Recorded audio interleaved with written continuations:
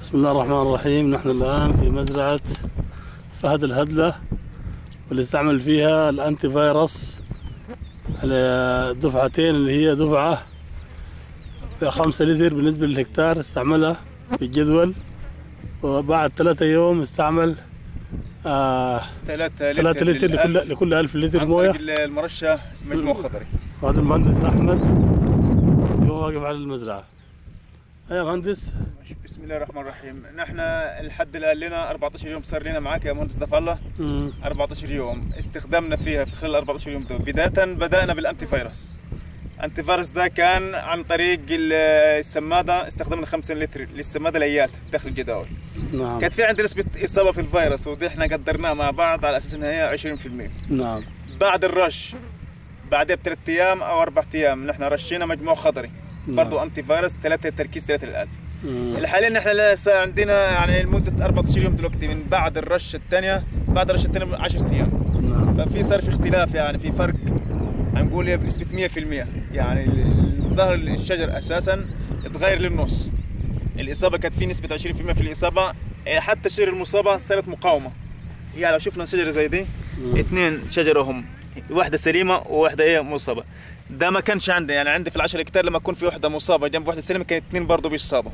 لكن الحين تنقل الاصابه للثانيه على طول. تتنقل الاصابه مباشره دايركت. ولكن بعد استعمال الانتي فيروس هنا ما اتنقلت. بعد الانتي فيروس استعمال الانتي فيروس المصابه او بدايه السليمه ما فيش اي المصابه هي اللي قدامها دي. السليمه دي قاومت وما فيش اي اصابه لها، ما انتقلت لها الاصابه. نعم. عندنا الشجره كانت مصابه، صار لها برضه ظهرت لها بعض النموات الجديده هنا. فدي ان شاء الله بتمسك حبه، وده ازهار، مسكت ازهار، في نموات جديده ظاهره فيها هنا. فدي يعني برضه الى حد ما نقول بيمشي حالها. نعم. يعني ما هي بيحصل لها ضرب مره واحده، لا دي دي برضه بتتغير وبتظهر نمو جديده فيها وبتمسك ازهار وحبه يعني. نعم. فنحن بصراحه يعني نحن لنا دلوقتي 10 ايام من استخدام للانتي فيروس، فظهر في اختلاف. ال 20% الاصابه اللي قدرناها حاليا دلوقتي يعني نزلت ل 5%. هنقدر نقول كده يعني. وبلا في تحسن في الاشجار المصابه نفسها. الاشجار المصابه ظهرت لها نمو جديده. نعم. وظهرت لها ازهار وبتمسك حبه ان شاء الله يعني. نعم. والاشجار السليمه ماشيه سليمه. السليمه دي خلاص دي ماشيه يعني سليمه وما انتقل لها الاصابه. ما انتقلت لها الاصابه. المصابه في يعني قاومت. نعم. والسليمه فضلت السليمه زي ما هي. السليمه زي ما هي. نعم.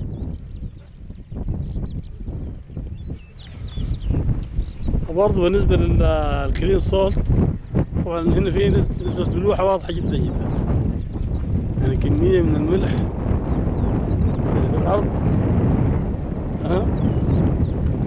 كميه من الملح ظاهره جدا جدا في الارض. بالنسبه للملوحه برضه استعملت كلين سولت. استعملنا الكلين سولت، استعملنا لحد الان في خلال 14 يوم جرعتين كلين سولت. نعم. فزي ما احنا شايفين تلاقي الاملاح انحصرت بعد عن الجدول. يعني الاول كانت نسبه الاملاح انحصرت بعيد. الشجر سحب ومسك. الشجر اشتغل الشجر. الاول ما كانت الملوحه كانت قريبه كانت من الشجر، لكن نشوف هنا ما فيش اي حاجه. يعني الشجر اصبح بيتحرك بصوره كويسه. بصوره كويسه، في نفس الوقت تلاقي الملوحه انتقلت الى هي الى بعد الجداول وبعد المكان اللي هو فيه. يعني حتى ظهر عندك في الطماطم الجديده. الطماطم الجديده برضه اللي ظهر فيها برضه في شتله، نحن شتلين هنا 8 هكتار. نعم. الشتله مشيت كويس وهنشوفها دلوقتي. تحركت كويس يعني. تحركت. القدوره شدت في الارض، طلعت لنا مواد جديده وشدت ان شاء الله. ده منظر عام كذا بالنسبه للطماطم. يعني الاشجار ما شاء الله احجامها التغيير كبير جدا. تغيير كبير شديد. فعلا كبير والله. الواحد لو يبالغ يعني.